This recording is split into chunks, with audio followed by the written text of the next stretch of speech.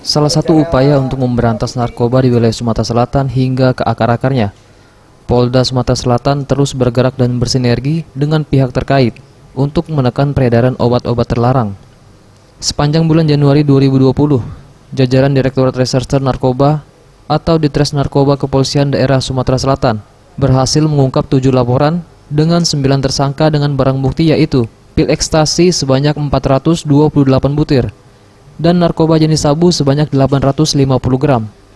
Dires Narkoba Polda Sumsel, Kombes Pol Heri Istuharyono mengatakan, ungkap peredaran jaringan narkotika selama sebulan ini atas peningkatan kinerja dalam penekanan narkotika di Sumsel atas instruksi Kapolda Sumsel. Selain itu juga Kota Palembang sebagai perlintasan peredaran narkotika.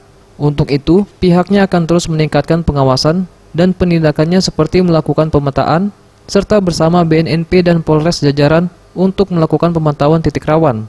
Tindakan tegas terutama terhadap para bandar dan gembong narkoba tidak akan ragu untuk dilakukan apabila pelaku bandar narkoba melakukan perlawanan. Palembang ini, Sumsel ini adalah daerah perlintasan ataupun daerah tujuan dari peredaran narkoba. Maka kami akan meningkatkan bekerjasama dengan stakeholder yang lain, dengan fungsi yang lain untuk melakukan razia selektif, baik melakukan KRYD atau mungkin dengan melakukan penyelidikan yang lebih intensif terhadap jaringannya. Kita akan pemetaan, baik dengan dengan BNN kita akan melakukan upaya pemberdayaan alternatif kota di kawasan rawan, di Sukarame dan lain-lain.